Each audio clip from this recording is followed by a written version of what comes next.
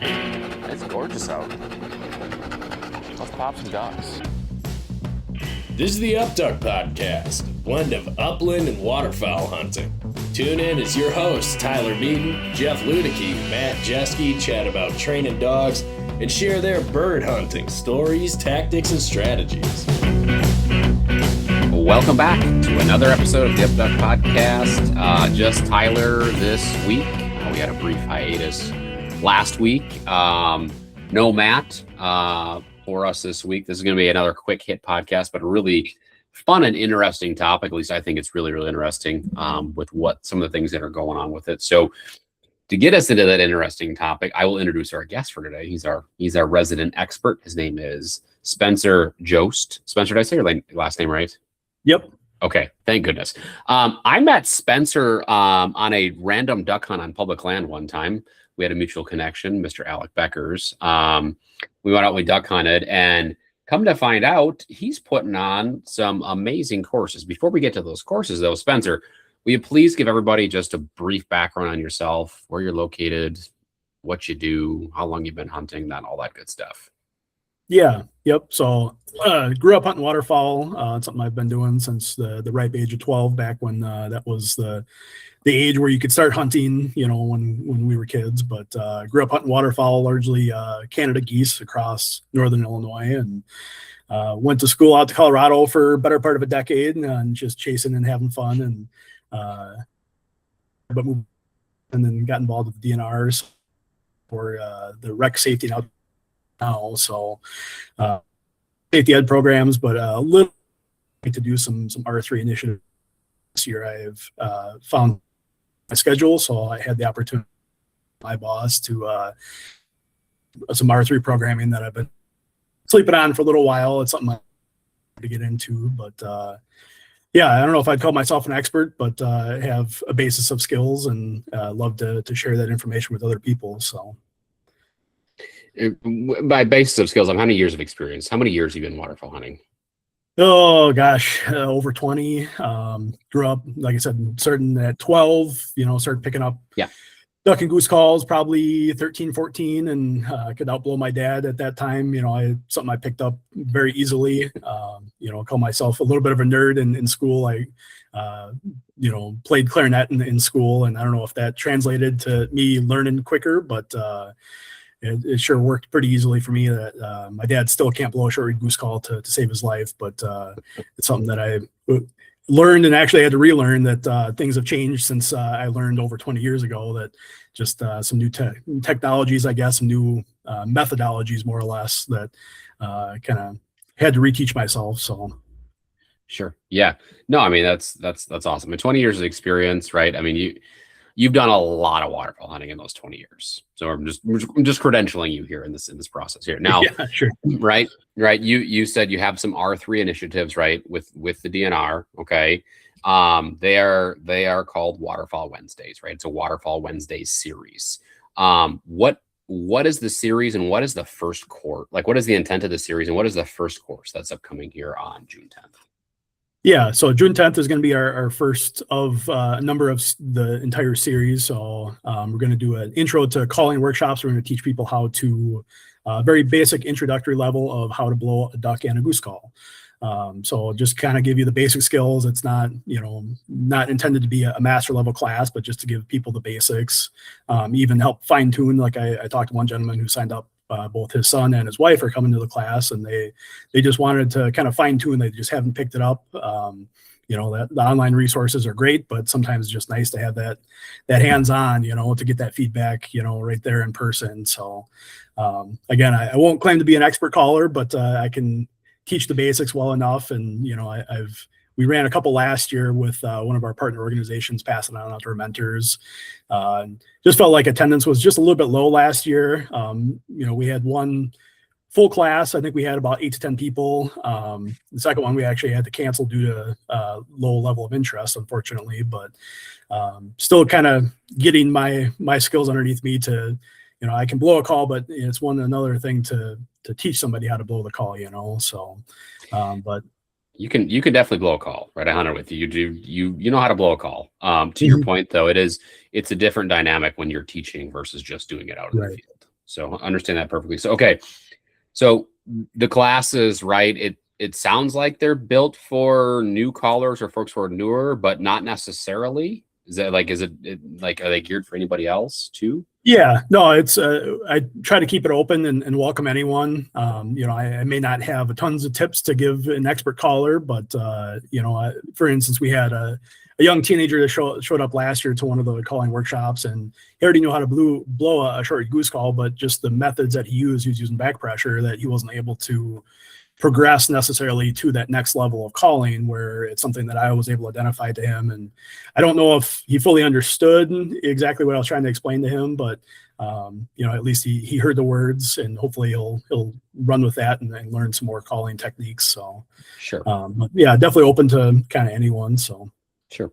And then as far as like folks are getting right, you said duck, and they're going to learn how to blow a duck call and a goose call. Are you going to talk about cadence or when to call, when not to call, or is that like a different class at some point in time? Yeah, so we'll kind of talk about, again, introductory levels. So we'll kind of talk about, basic of biology, why are we making these sounds? What is the purpose of them? As far as duck calls, just to start off, very basic quacks, kind of move into cadence of, doing comeback calls, greeting calls, things like that. We'll have calls for everyone to use. We welcome people, if you have your own calls at home as well, you can bring your own calls. So everyone will have a call in their hand, get an opportunity to actually blow the call and follow along with class. It'll get a little noisy for sure. I think we startled a girl last year who was kind of surprised to hear a short goose call get blown. Indoors can be quite loud. So I plan to have some ear protection as well if anyone would like, but the place where we're hosting it, it's a nice big auditorium, so the acoustics shouldn't be too loud. So, but yeah, we'll kind of go through the basics to get somebody enough skills to venture out on their own and make duck or goose like sounds. So that's my goal. That's perfect. That and a few decoys, and they'll be ready to go. So, all right, before showing up, like what you mentioned, it's an auditorium. So like, what do they need to know? Where is it? How big is the class? It's free. I know it's free, right? Which is another huge perk here. Yep. They don't need to bring their own calls. They can. Where do they register? If someone is listening to this, or they listen to this and they're interested, like, how do they go about getting information? What is the information they need to know? Yeah, absolutely. So again, free class. That was kind of a big goal for me. But to register for the class, you will need a DNR customer ID number, but you sign up through Go Wild. It's the same website where you're buying hunting fishing licenses, the same website where you're going to register for safety ed classes like hunter ed, things like that. So it's listed as a learn to hunt.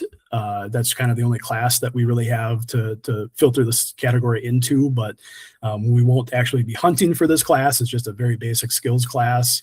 There are other classes you can take later in the fall that'll actually take you out hunting, but we're just going to focus on the calling for this one. But free to sign up. Everyone who attends this also gets free admission to the Waterfowl Hunters Expo through Wisconsin Waterfowl Association.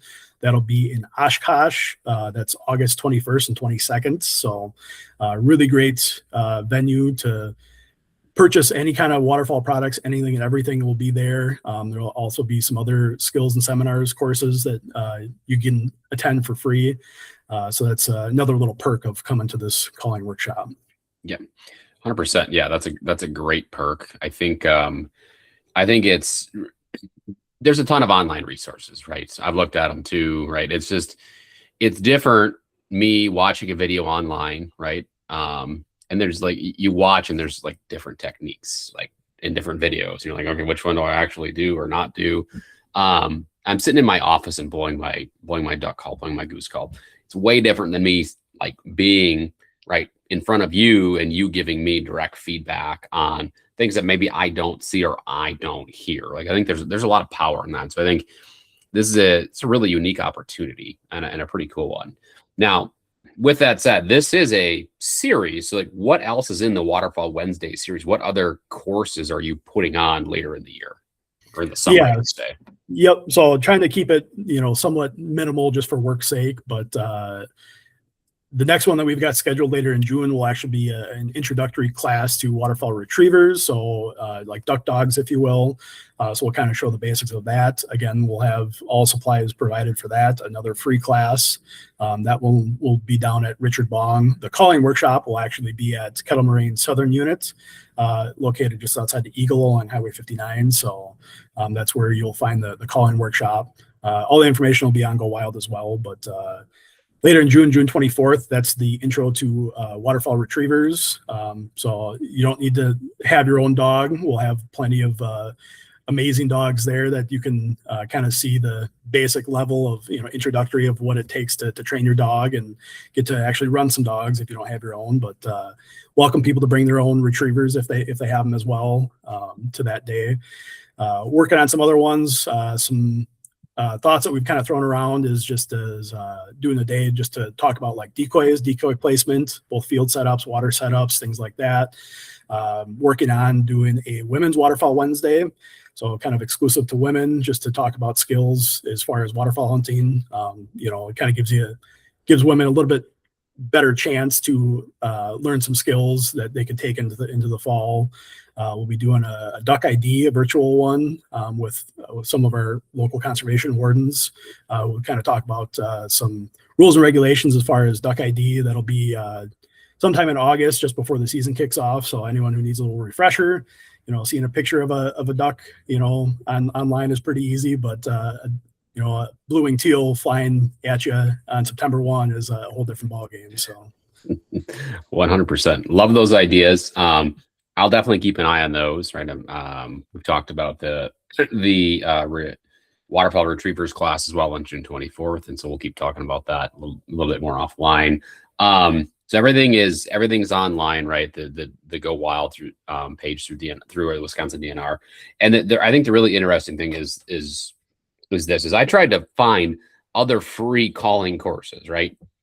In-person ones, and there's just not a whole lot out there. If you're in Nebraska, there's a youth duck calling class. It already started. It runs through, the next one is June 9th and June 23rd. It's free for kids 17 and under. For adults, it's $40. There was a clinic at Seaweed down in South Carolina in February. Let's see, there's a Wings Over the Prairie Festival, which is focused on really young kids. That's in Arkansas, I believe. Tennessee has one, or they've had one. So if you're in Tennessee, watch the Tennessee Wildlife Federation and see if they have another one that'll get scheduled later this year. Missouri has had youth duck calling clinics. Nothing set up for this year yet. Obviously, right, there's the Wisconsin Waterfowl Association has their Waterfowl Academy, which you mentioned. Ducks Unlimited has some calling resources as well. There's a bevy of stuff online. There's just not a lot of free stuff. So I think this is a really unique opportunity if you live in Wisconsin or even in Northern Illinois. I think you're probably close enough for folks, to jump in and attend if you really want to. And then if you're not in Wisconsin, I think this is an opportunity to reach out to your local state game agency and see what can be done. Reach out to your local Delta chapter, your DU chapter, right? More of this stuff this is good. This is good stuff, right? For folks that are getting into it, to help promote the sport in the right way. We want people to, learn how to do things the right way so they have success, right? That we want people to have success. It's fun duck hunting when you have success. And you're gonna have, even if they find success right away, they're gonna have plenty of crappy hunts. Like crappy hunts are part of duck hunting, especially if you're hunting public land. So like if we can get people to have success, right? Enjoy it. That's a great thing. It's a great thing for the sport. All right, Spencer, anything that I missed, any parting thoughts for us here? No, I think you definitely hit the nail on the head. That was kind of my goal for this year, is just to break up, certain aspects of the hunt into different skills classes where you get to get more hands-on, more time, more questions, where you can learn more in these classes is kind of the goal. So, the learn hunts that happen in the fall are great. They usually touch base on all of these skills, but you're covering all these skills plus an actual hunt in 2 to 3 days.